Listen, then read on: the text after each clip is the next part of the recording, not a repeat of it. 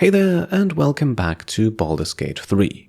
My name is Pete, and today we complete our first steps inside the Githyanki Crèche that at least Lae'zel has been searching for since the very beginning of this adventure. In the last episode, we found our way here through the Rosimorn Monastery. We ran into drunk kobolds, met a group of magic-allergic Grimishka, encountered a pair of giant eagles on the monastery roof, fought a guardian of faith, and solved a puzzle to obtain the blood of Lathander.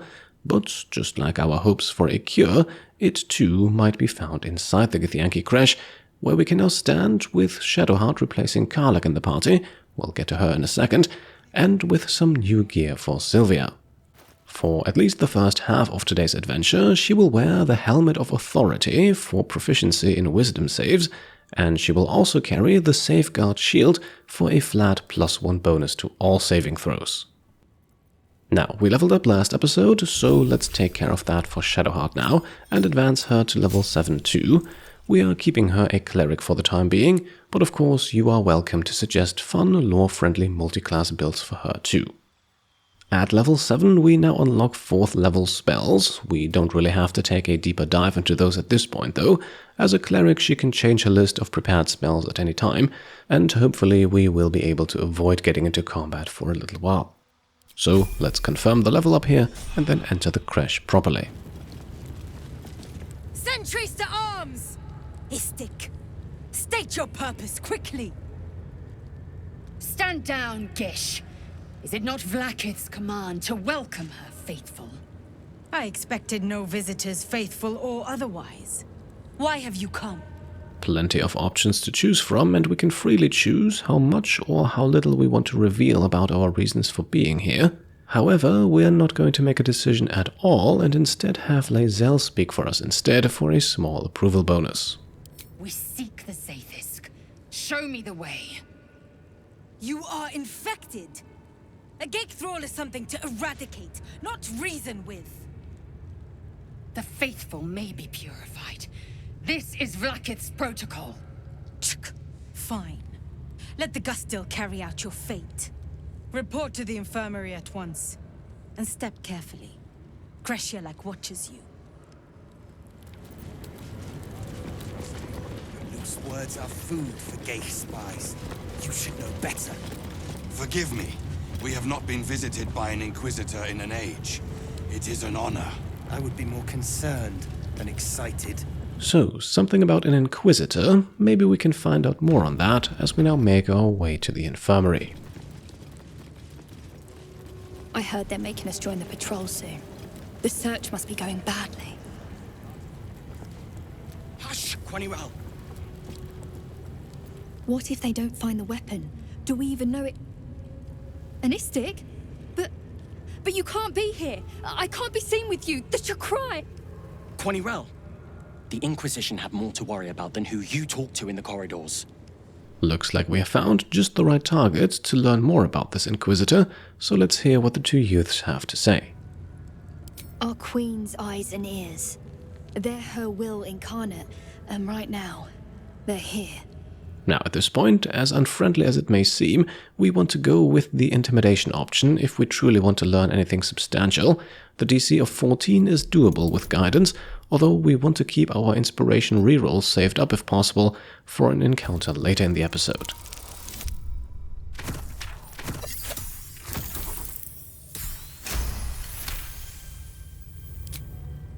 The Inquisition are here on Queen Vlaakith's orders. They're searching for a weapon that could finally destroy the gate. Quanirel, keep your mouth shut. You're going to get us in deep skva. Right, sounds like we have arrived just at the right time, and I take it this Inquisition is not in the business of asking nicely. They're the darkness at the edge of Queen Vlaakith's light. It's easy to get lost in their shadow. When they find the weapon, they'll go, and things here can be normal again. So, we have been warned, let's tread carefully as we now speak to the patrolling guard in this corridor. Now Istik wander our halls at their leisure. Captain Therezzyn will be even more irate than usual. Up next, we then want to unlock the Crèche's fast travel waypoint. We are permitted to walk so freely. Such a lack of Discipline would be punished severely in Khalil. Walk freely. This place is as tight as a patriarch's purse. We should have been disarmed on entry. I'm pleased we weren't, but it's strange. No doubt they found me too intimidating. Following some banter with Lae'zel, we can then speak to the second patrolling guard. The Yankee are distracted enough. They don't need your interference. And afterwards approach a portrait of Vlaakith on the wall over here that will be of some importance in just a moment. Before we interact with it though, let's speak to the nearby Githyanki youth. Look, I don't have time to talk to you, Istik. This place isn't going to clean itself. Now, following this brief conversation, we want to equip Sylvia with the Wondrous Gloves, currently on Shadowheart, to give her one more bardic inspiration charge. Then we want to cast Enhance Ability Intelligence as a second level spell with Shadowheart and on Shadowheart to give her advantage with all intelligence checks and have her inspect the painting. This imposing portrait depicts a powerful Githyanki warrior, undeniably regal in her mien. Vlaakith herself. She is both the sun that blinds us and the void that contains us. Praise be. In the corner of the painting is a small symbol you can't quite place. Now, before we inspect the symbol closer, let's study Vlaakith's features a bit more. This Githyanki looks different from the others you've seen here.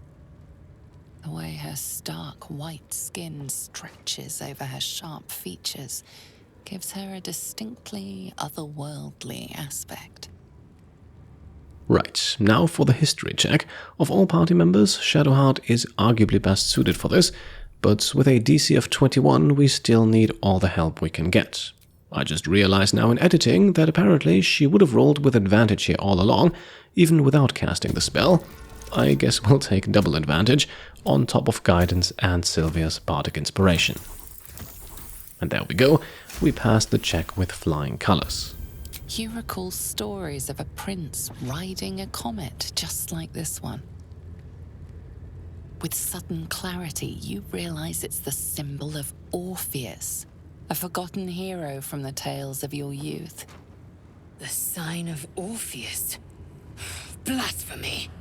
Would I could quarter the Vandal myself. Now, this is interesting. Orpheus openly rebelled against Vlaakith, and we could add to the defacing of the portrait here, but perhaps this is not the right time and Shadowheart is not the right person for it. We'll keep this in mind though, but for now, let's keep moving towards the Infirmary. There's a healing potion on the side here, but stealing it isn't necessary at this point.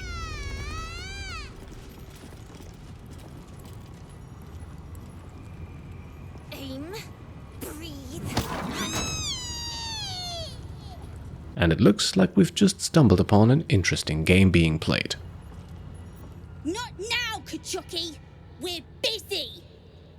And of course, we'll ask about what's in the chest. There seems to be some sort of creature inside. Wouldn't you like to know? Yes, we would, as it clearly sounds like whatever it is isn't exactly enjoying itself. No. Right, and we want to double down here and ask again to stop and let it out. Nah, we're having fun. Well, seems like we'll have to employ more drastic measures, another intimidation check, but this time with a DC of 10, a little easier than the one before.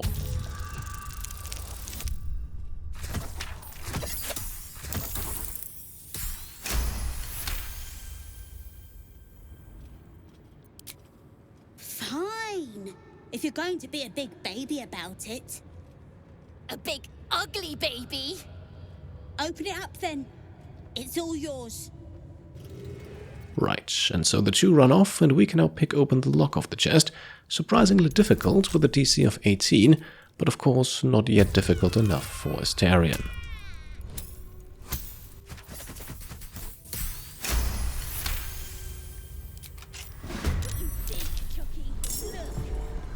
Okay, seems like the Githyanki have caught a Grimishka, And as combat begins here, its magic allergy manifests itself, I believe as a result of Lae'zel's haste helmet or Astarion's dread ambusher, or maybe even guidance earlier.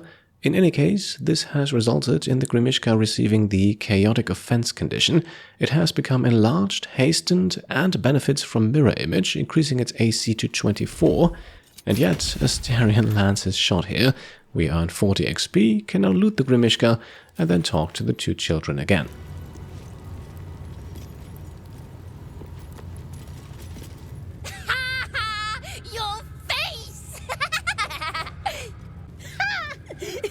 Weren't expecting that, were you, Kachocki? Now, there's a couple more Githyanki in these quarters. Let's have a quick chat with all of them before moving on.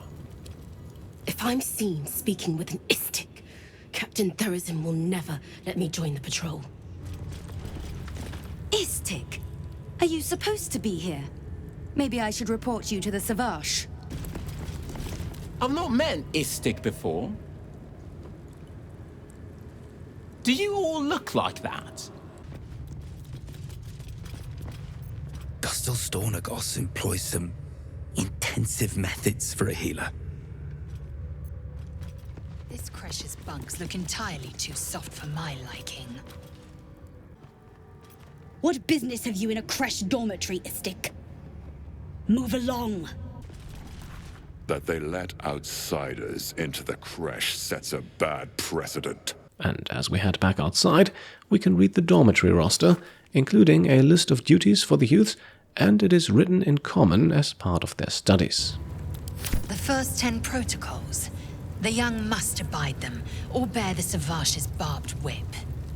On the other side of the room, then, a stone disc tells the story of how the Gith race split into Githyanki and Githzerai, the former militaristic and striving for conquest, the latter ascetic and honing their psionic powers. At least that is the very simplified version of it. Now, before leaving the room, we can pocket 2 fire wine barrels, these are free to take, and then enter the infirmary proper, where we make an interesting discovery.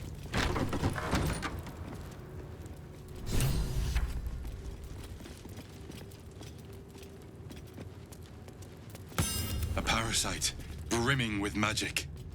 Take it. So, a mindflayer parasite sits on the desk, and it is not the only one, as we learn upon speaking with Ghustil Stornugoss, the Crèche's principal healer. Vertical incision from pineal eye to end of notochord. Intestinal coloration consistent with samples 231 to 259. Do you have a question? Or are you just going to stand there gawking? I am a child of Gith, not discarded rat flesh. Am I not due your respect? Perhaps.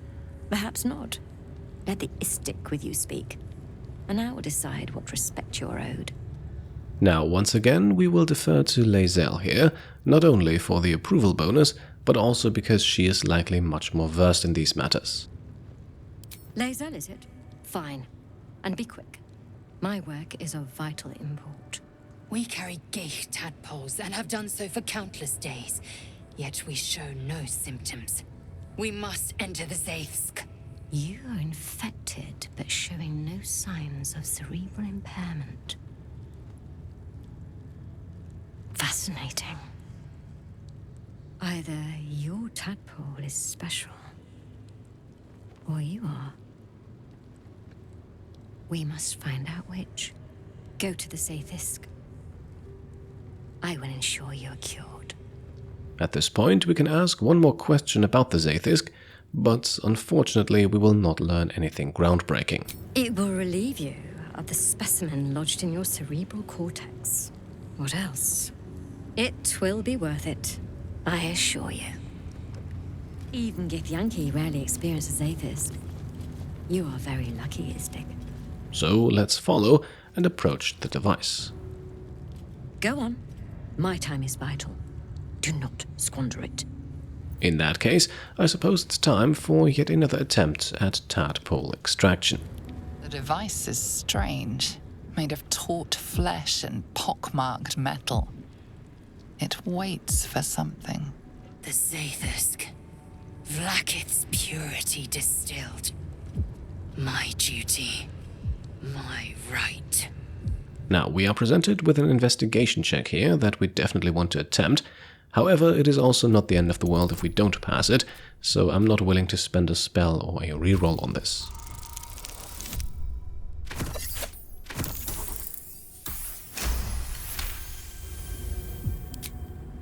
The device is an ingenious synthesis of illithid anatomy and metal alloys.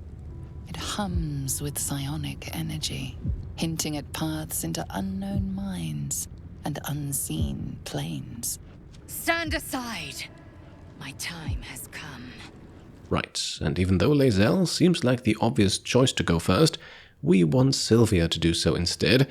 This will make the upcoming skill checks much easier, and I highly recommend doing it this way. I gave you my might. You will respect my charge. Lae'zel does understandably not back down that easily, but reminding her of the fact that she wouldn't even be here without our help makes her see reason and even gains us some approval. You walk the line between confident and arrogant. A beguiling turn of events. Go on, into the Zaith'isk. I will follow. The Zaith'isk. This unnatural device offers your best chance of purification. You feel your parasite stir. Do not fear. My experience in operating this machine is unparalleled. There is nothing on any plane stronger than a Zaith'isk for curing unwanted afflictions. Now, before stepping in, we can ask whether the procedure will hurt us, a question that Githyanki don't really have much sympathy for. More than ceremorphosis. One final look to our companions then, although considering our brief interaction with Lae'zel, we might not find much guidance there. You deny me my due, then seek my comfort. Bah! Sit and be pure. And so, let's do exactly that and lie down in the device.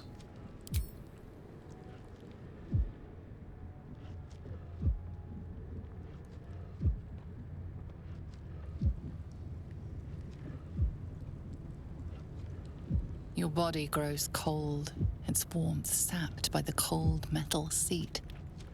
The machine awakens.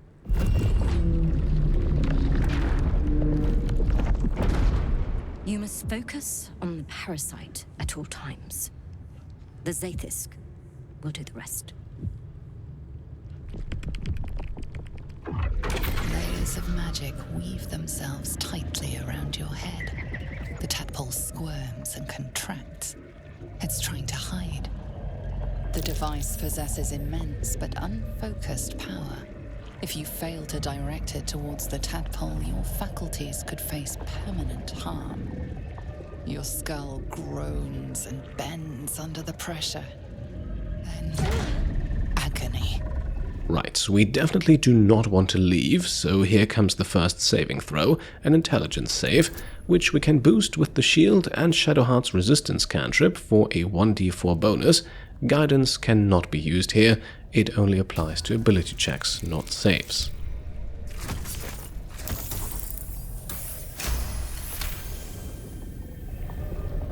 Through waves of torment, you search for the parasite's lurking presence. The device searches too. You sense its hunger, its craving. It wants the tadpole, but maybe something more. That's it. Ignore the pain. Think of the tadpole. Think of it purged. This torment. You must persist. You must be cleansed. The parasite burrows deeper, sinking its teeth into your brain's exposed tissue. It sucks greedily. You feel yourself ebbing away, while the parasite only grows stronger. It's evolving. Once more, we want to stay inside the device, and that means passing a wisdom save next. This is why we equipped the Helmet of Authority, but still, this makes passing the DC of 15 here far from guaranteed.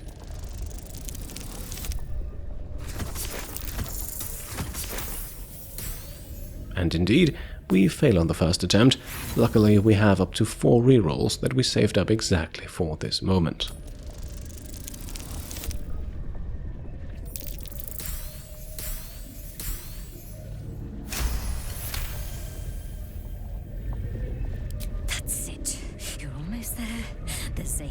never fails. The device yearns for the creature, for every part of you tainted by its presence. You will be consumed. The tadpole quivers. A different magic is building within it. This one is ancient. Rotten. No more. Right, the Dream Visitor involves himself now too, but this final check is still up to us, and even though the 3 options here sound very different, the outcome of all 3 will be the same. So, of course, we're going with the Charisma save offered to us as a bard, a difficult DC of 18, but this time we start with a +6 bonus right out of the gate, on top of the shield and resistance, and we still have 3 more rerolls if we need them.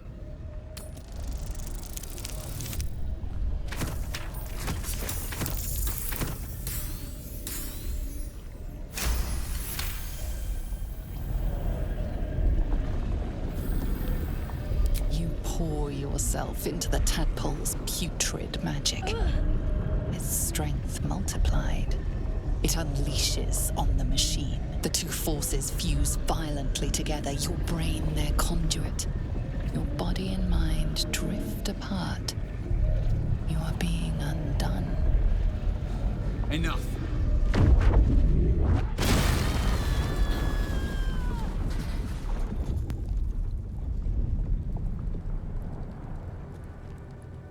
The room swims back into focus. Your mind is intact, yet unfamiliar. Inside it, the tadpole lives on, and you feel different.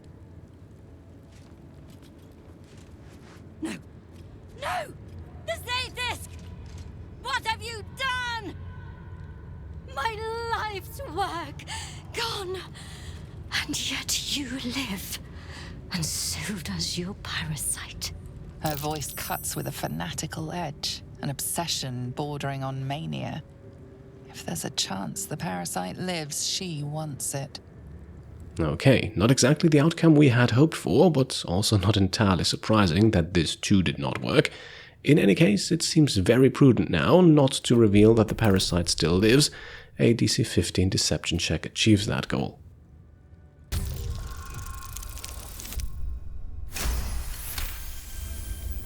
Really?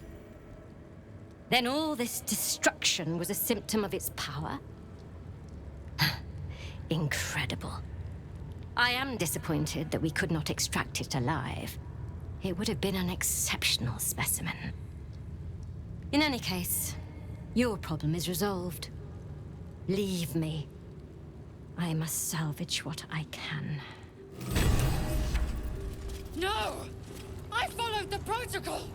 I must be cleansed! Incredible. Your parasite is even stronger now. And we will find out what exactly that means in just a second, but first let us speak to Lae'zel, who is understandably distraught at what happened here. Skvar! The Zaith'isk. It might have killed you. I felt your torment. Someone must have tampered with it. An aberrance I can't begin to comprehend. Now she suggests tampering, not the tadpole, simply being much different than what the Zaith'isk can handle, but who would have an interest in tampering with the device? There must be a Y'llek in this crèche. A traitor. The sort that is hunted, slaughtered, and erased from our histories. Few would dare dishonor their queen. Fewer still would be so brazen. Now hurry. We must go to the Cherai and inform him of the Zaith'isk's tampering. And we will do that in due time, but first let's inspect a tiny little detail that is easy to overlook as the result of passing all of those saving throws earlier. Just like the Dream Visitor said, our tadpole has indeed become stronger, so strong in fact that we can now use our illicit abilities with only a bonus action. Now, there are unfortunately not that many abilities at our disposal that would cost an action to begin with, so this is perhaps not as useful as it may seem at first. Nonetheless, we might unlock a few more abilities down the road, especially since there are a grand total of 3 tadpoles in this room that we now want to collect. A parasite, brimming with magic. Take it. Thankfully, Stornugoss is looking the other way at the moment, so we can simply crouch down and nick the 2 parasites from the table here, and then also take a look at her research notes, which tell us that she was already aware of some tadpoles being different and infused with unusual magic. However, it seems she does not know exactly how and what kind of magic. Now, for the 3rd tadpole on the other side, we could distract Stornugoss, or we could just take it right under her eyes for an interesting conversation. You were seen stealing. Resolving this peacefully will require more caution than you displayed in getting caught. Now, because these tadpoles are no longer added to our inventory, but go directly to our illicit powers menu, we do not officially have them, and can therefore deny the accusation, since no one can physically find them on Sylvia. Nothing illicit can be found. The accusation collapses. And there we are, 3 more tadpoles collected. Let's take a look at the Infirmary records next, where the name Varrl pops up repeatedly, with Stornugoss asking another Githyanki to do something about him, as Varrl has become a strain on the Infirmary's resources. We'll find out more on that in a moment. For now, let's put our new tadpoles to good use and unlock a grand total of 5 new illicit powers. We begin with Psionic Overload, a 1d4 damage bonus to all of our attacks, however at the cost of taking 1d4 damage each turn. Very powerful, but since we want to avoid taking damage in this playthrough, we'll have to find a way to negate that damage. Temporary hit points and psychic resistance strike me as the most sensible approach here. Also, even though the ability costs sad action initially, we can now use this as a bonus action. Up next, Ability Drain, a useful passive feature that reduces the target's ability corresponding to the attack. For ranged attacks, for example, it's Dexterity, for spell attacks it would be Charisma. The reduction is only 1 point and can only occur once per turn, but this is still useful to reduce enemy AC and can trigger twice in quick succession if you begin combat from stealth, for example, once for the hit before entering initiative and once more in the first round of combat. Next, Luck of the Far Realms, a once per long rest guaranteed critical hit, provided we land the hit in the first place. Very straightforward, also somewhat niche, but against single tough enemies also very handy to have, especially if you can pile on various damage bonuses that are all also doubled from the crit. Then Stage Fright, also somewhat niche, but useful if we can't down an enemy before they can attack. This ability imposes disadvantage and deals damage every time the target misses an attack, although they need to fail a wisdom save beforehand. As a bonus action recharging on a short rest, this is nice to have, but likely won't become a staple of our offense. Finally, Psionic Backlash, a great ability against enemy spellcasters that uses our reaction to deal damage when an enemy casts a spell, with the damage increasing for higher spell levels. Does nothing to prevent the spell being cast, but can be handy against some legendary actions that are also often classified as spells. And with that, we now not only have access to a few more interesting abilities, but crucially, our number of evolved illicit powers has also doubled, which directly benefits Cull the Weak. At this point, reducing an enemy to 10 or fewer hit points already instantly kills them. So, let us get going then. If Lae'zel's suspicions are correct, we are looking for a potential traitor as well as for the Crèche's leadership. So let's head outside and take the other fork in the corridor here. We can pick a mushroom and then go through the door. Entirely too empty. I'd expect to see 15 eggs at the very least. So, looks like we have found the hatchery, where the Githyanki take care of their eggs. Although the number of those seems to be surprisingly small at the moment. Let's speak to Lae'zel to learn more about that. To the Inquisitor at the Crèche. The Zaith'isk's failure must be reported. She reminds us of the task at hand, but still, we will gain a few approval points if we now inquire about the hatchery. Kalir's clutch held 3 dozen eggs, more or less, though I've learned of creches that harbored 100. We can now also ask about why it is that Githyanki lay eggs in the first place. After all, their anatomy does not really seem made for the job. Humanoid. How I despise the term. Githyanki are quite superior to humans. Our biology slates state that Githyanki came to lay eggs after we escaped illithid enslavement and took to the astral plane. It's an asexual process, a favorable change by any estimation. Hideous to imagine a life where I couldn't partake in the pleasures of sex without the looming threat of bearing children. This also implies that the egg-laying is handled by specific people. Roles appear to be very clearly defined in Githyanki culture. Shukiani.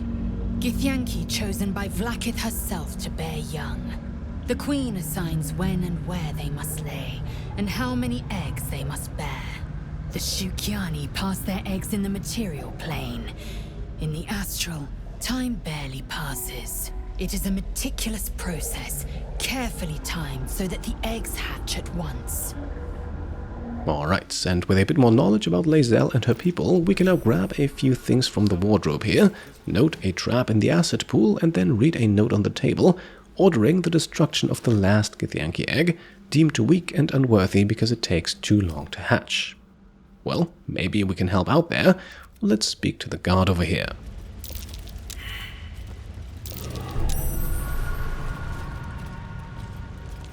Istik are permitted to view the birthing pools now. These are strange times. Step carefully while here. Our hatchery is protected by lethal safeguards. I do not wish to pick your remains from them. And maybe he can tell us why there are so few eggs in here. Have all others already hatched, or was it simply a weak batch? Most are hatched. Only one remains. Monitored by Varsh Koku, the caretaker of our young. You may speak to the Varsh if you wish, but stay away from the egg. There will be no second warning. Right, at this point, to avoid the numerous traps in the area, we want to split Sylvia off from the rest of the party and jump over to the central platform here. Before we speak to the next Githyanki though, let's have Lae'zel join her for some extra dialogue during this conversation. You can tell Kith'rak Therezzyn that my position has not changed. The egg requires more time. Furthermore... Oh. I was not expecting an Istik. What brings you to my hatchery? Well, sounds like he was expecting someone else, so who might that someone be, and why the defensive reaction? Someone with orders from our commander to destroy this egg. Almost all of the eggs in its clutch have hatched. We await only one more, which is taking its time. Failure at the first hurdle of existence.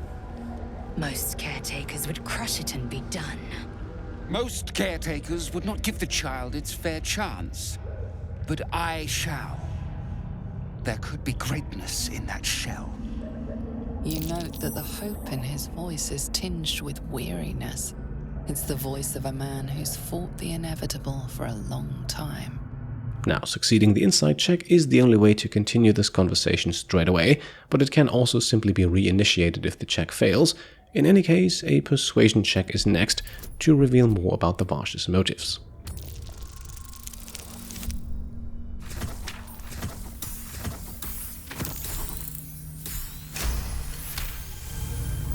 Not all that arrive late are weak. I created this entire hatchery, despite being the last of my clutch to hatch. They almost drowned me in the hatching pool, if it wasn't for the Varsh of my clutch. This one deserves the same chance. For some extra dialogue, we do not want to go with the next persuasion check here. Instead, let's ask what will happen if the egg doesn't hatch. Kith'rak Therezzyn will give orders to destroy it. She will say it's a weakling. I'll give it a while longer. And if it doesn't hatch, it will have proven her right. Right, at this point we are offered various ways to gain permission to take the egg for ourselves. Let's use the persuasion option. The DC is a little higher than if we had picked it right away earlier, but still no trouble for Sylvia.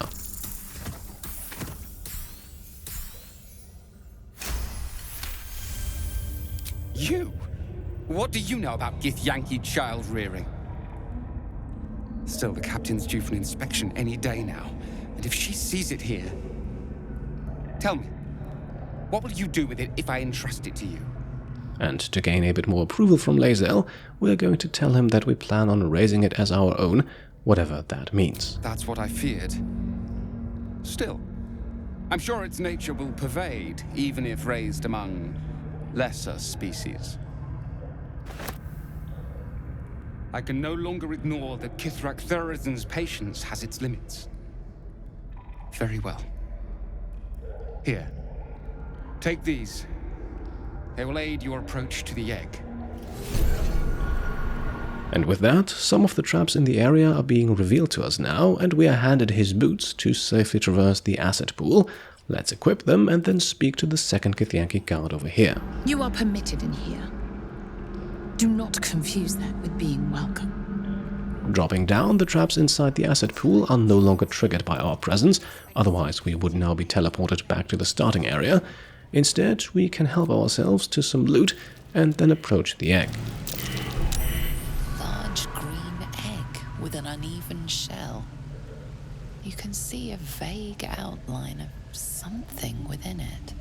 Before we pocket it, let's touch it. Sylvia strikes me as the curious sort. The egg is warm to the touch, the rough shell like slate beneath your fingers. Whatever is within is stirring ever so slightly. And with that, let's take the egg for ourselves.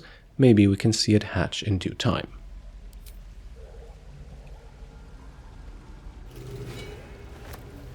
As a result, Lae'zel now also wishes to speak to us again, so let's return to her. An unhatched Githyanki egg should be the burden of a Varrl, not a warrior, whether ascended or otherwise. And yet, I'm drawn to the warmth of it. A child of Gith and a servant of Vlaakith grows within. Keep it close. Perhaps in our care, it might yet hatch. And don't you dare pass it to that lunatic woman prowling the mountain pass. And after handing her the owlbear egg, we of course have zero reason to do so. This egg will remain in our possession.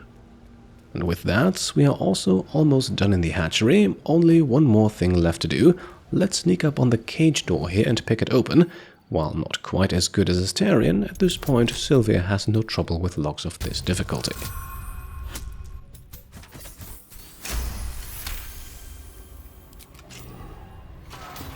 Inside, we can then loot a dead kobold and afterwards make our exit. So, have we buried the hatchet, Lae'zel? No. Why would I bury a weapon? Is it broken? It's a metaphor. I do not know your metaphor, but if you need help digging, I will find a shovel. Well, let's not add to her confusion by telling her that a shovel is technically also already present and keep moving towards the classroom. Your disobedience brings shame on Crèche Y'llek. And it looks like we found ourselves interrupting a rather violent lesson involving the aforementioned Varrl. Jockey! When you have a chance to kill your enemy, you take it. Jockey! Why do you keep hesitating? My instructions were clear. Because they don't make sense. Killing each other like this. It's stupid. Orpheus... Silence! It seems your childish prattling is attracting an audience. You fight again. This time, daggers only. And to the death, as instructed. Who wants to challenge this sniveling Istark?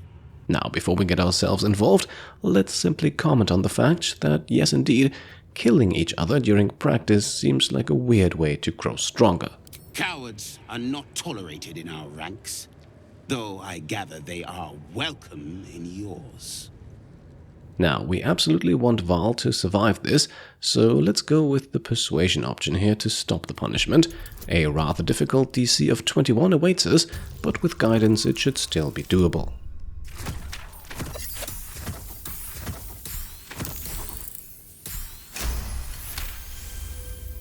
I suppose your inane spewings have distracted enough from my lesson.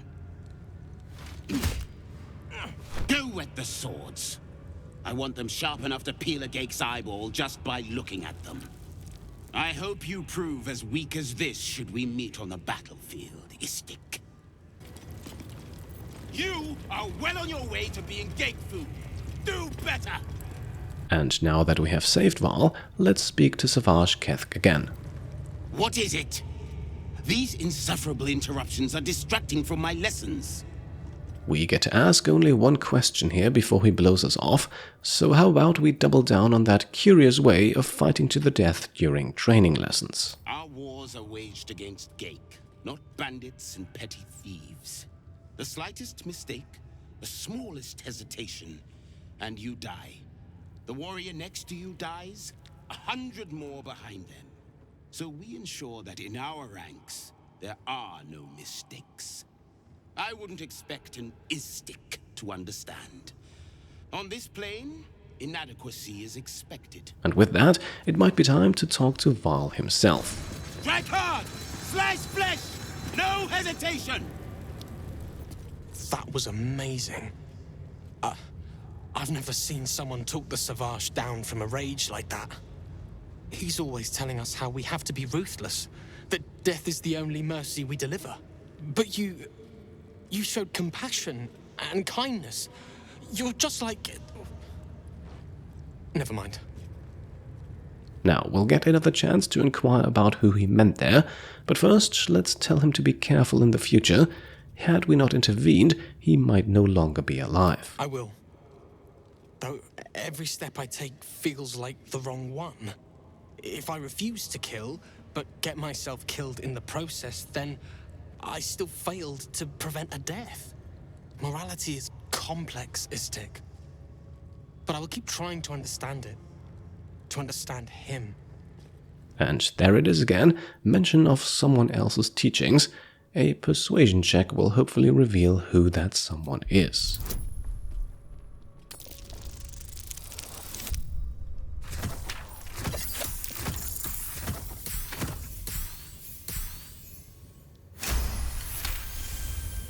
No one taught me.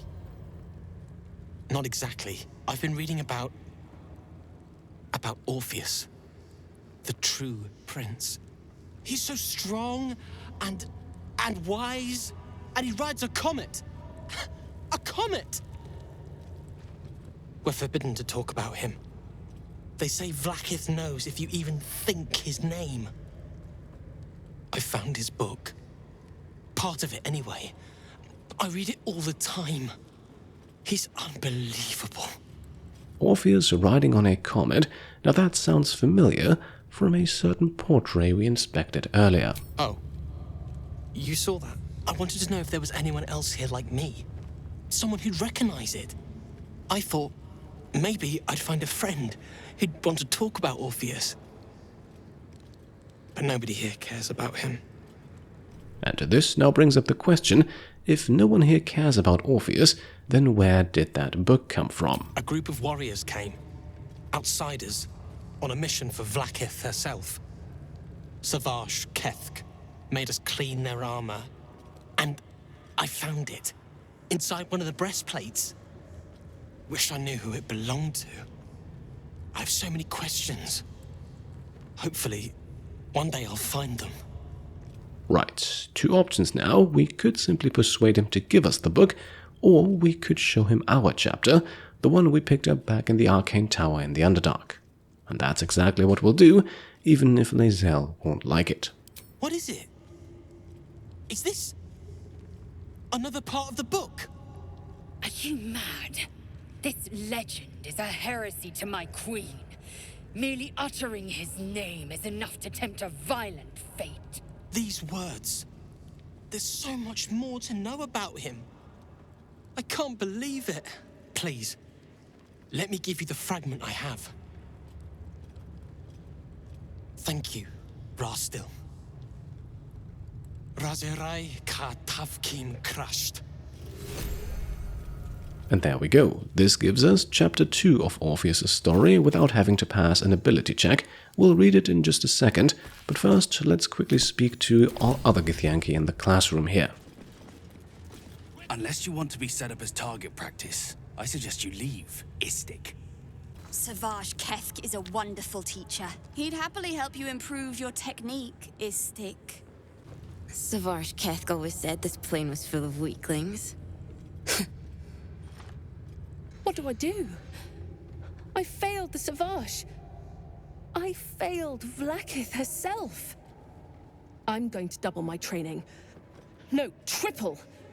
I won't waste this chance. I love fighting with daggers. It's so personal. You're close enough to see the light go out behind their eyes. Outsiders aren't supposed to see us training. You should leave. Gate have 6 major arteries. No, wait, 7. Stop distracting me. I have to learn this or the Savage will get angry. Again. Did you see that? What a wimp! I'm way braver than Varrl. Zvashketh won't let us do anything fun till we pass this test.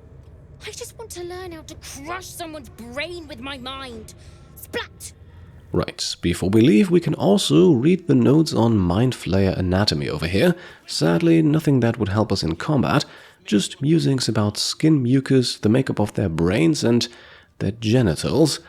I think it's time we head out of here. I've been watching you fight, Shadowheart. Your skills are improving. My skills were just fine to begin with. You can save the compliments. I don't pay compliments. I make observations. Right, and following this little chat between Shadowheart and Lae'zel, we can now speak to our Githyanki ally about what we just saw. You must have questions. Indeed we do. Let's begin by asking about the events in the classroom and get her perspective on the teaching methods of Savage Kethk. My own Savage would never have threatened a youngling. A waste of time and energy. The pupils themselves culled the weak from their ranks. I myself felled 4 of my own classmates once Kalir had 100 times circled Varrl. Now, we could earn some approval by praising her actions here, but after the events of today's episode, we have pretty much maxed that out already, so let's simply ask about her reasons. Survival. My people have no use for cowards. Every trainee that I slayed was either too weak to withstand the lessons, or was cocky enough to pick a fight they could never win. They underestimated me, so they paid the price. The Githyanki are only as powerful as their weakest warrior. Jeera Therezzyn, the termination of the frail, strengthens us. And with that, we move on to the other topic, the second chapter of Orpheus' story we just received. Your mind connects with Lae'zel's, and together you envision the Githyanki disc. Another part of the Orpheus tale. This one has been translated to Common. And let's have her read it out for us, even though we could of course do so ourselves. Fine. The Prince of the Comet, Part 2. The Prince of the Comet, Orpheus himself, led his honor guard into battle. Their red dragons bellowed with righteous anger, and the heavens erupted. The glorious prince cried to all who could hear him, "Praise be to my mother Gith, the queen of the one sky, sacrificed to the hells by the renegade Vlaakith." But the true heir, the Prince of the Comet, could not overcome Vlaakith's knights and their ill-gotten worms. Mighty Voss, Ghustil Kith'rak, lit the astral sky aflame.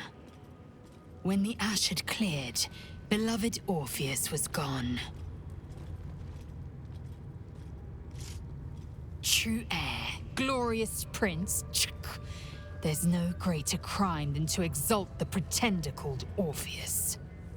So, after learning of Orpheus as the Gith's true son in the first part of the story, we now learn about how he fought against Vlaakith and her followers, but was not able to overcome them and apparently fell in battle. Now, not much to act on at this point, so let's keep moving. Our next destination lies in the Crèche's southeastern corner, a small supply outpost. Another Istik. You're lucky we didn't catch you outside, or you'd be in with the captain right now. The captain has little patience for your kind. You'd better not waste her time.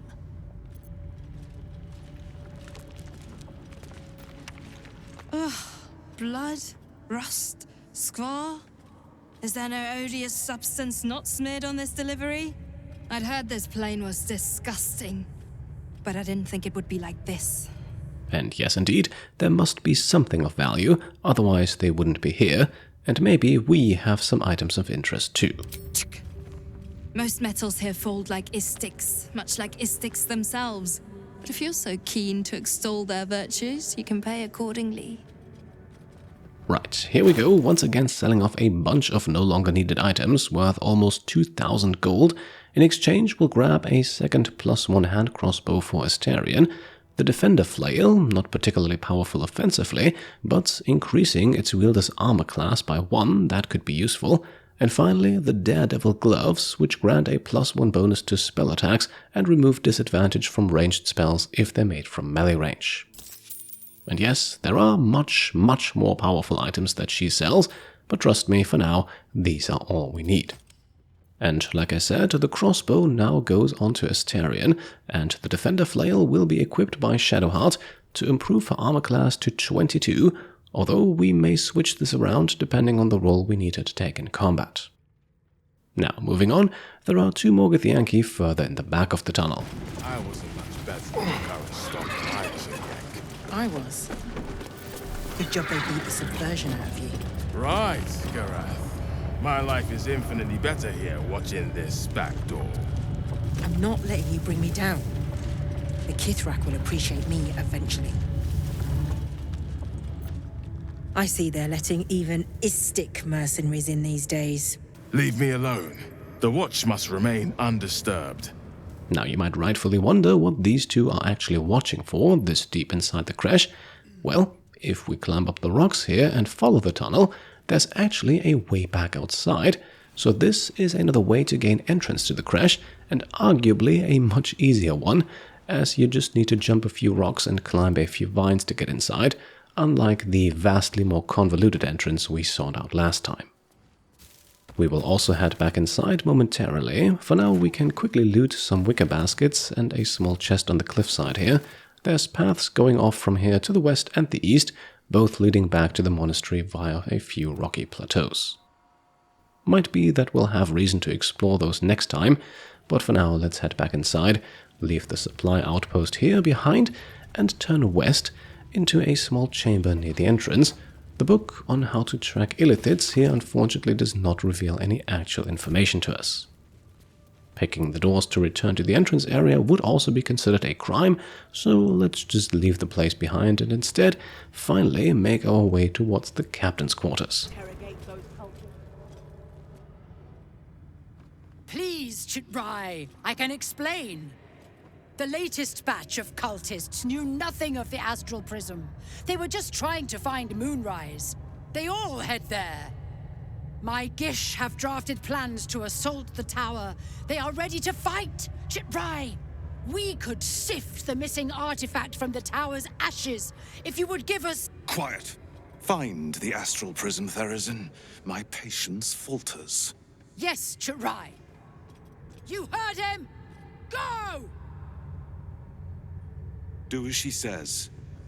She remains your Kith'rak. For now.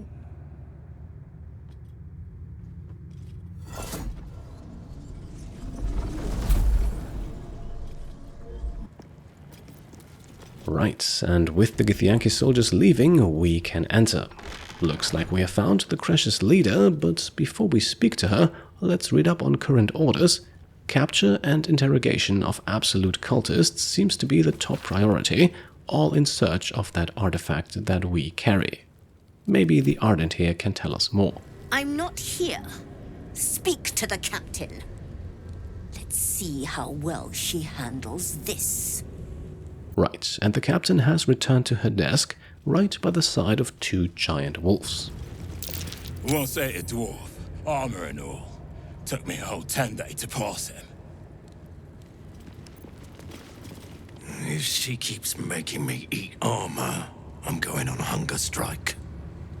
And very fittingly, both of the halflings here, the 2 who initially survived the encounter back at the monastery gates, have armor on them that we can take before we then speak to Kith'rak Therezzyn. An istic in my crèche. You are one of the mercenaries sent to bring the weapon. The istic is with me, honored Kith'rak. So noted. But my question goes unanswered. Do you bring the weapon? Don't tell her anything. Right, now it might not be such a good idea to reveal that we had the weapon all along, and even though Lae'zel was pushing for it, mentioning a potential traitor also won't get us all that far, unfortunately. So instead, let's just remain rather vague here and simply ask to speak to the Inquisitor. The Inquisitor? On what grounds? And well, what we can offer, besides the artifact, would be proof of an illicit invasion. Maybe we can even recruit the captain to help us on our way to Moonrise Towers. We have all the proof we need, and it has not moved his resolve. We know infected flock to Moonrise Towers. I reported the gathering masses back to Tunarath. In response, they sent an Inquisitor. Instead of ordering an assault, we were told to join in this mad hunt for an ancient relic. Meanwhile, illithid sickness spreads right in front of us. Right, so she seems rather fed up with the Inquisitor's presence. That might work in our favor, so let's keep up the facade here and ask her what makes this weapon so important. I do not know. This hunt is the Inquisitor's folly, not mine. And of course, we would have no idea what it looks like, so how about we have her enlighten us? It is small, angular, metal, adorned with Tirsu script, stolen by true soul heretics. You sense Shadowheart's worry. This weapon sounds like the artifact you carry. What was that look? You know something. Do you have it? Right, looks like she's caught on to us, but a simple deception check will ease the tension. The DC of 16 here is nothing too special for Miss Hairyfoot.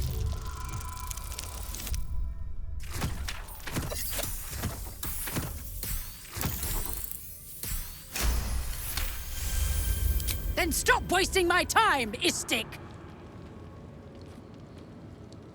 You are one of the mercenaries we engaged, are you not? And let's not provoke her any further by asking about the reward, and instead be happy that we have now defused the situation without a fight. I have business to attend to. Return with the weapon, or do not return at all. So, there we are. We have avoided bloodshed, for now at least, because our real target is the Inquisitor, and he is unfortunately located behind this barrier here. In order to deactivate it, we would need to place something inside this device, and during the cutscene earlier we already learned what it is, the red shard that the captain took out and put into her pocket. So I suppose we'll need to figure out a way to get that shard from her, but I think we'll handle that next time. For today, I think we have reached a good point to make the cut, so as always I hope you enjoyed the video, and if you did, then I would be very happy if you could leave a thumbs up. If you like what I'm doing and want to support me and my channel further, then you can go ahead and subscribe to stay up to date, grab some merch over on shop.petecomplete.com, or become a channel member or Patreon supporter. Thank you all for watching, and I'll see you next time. Cheers.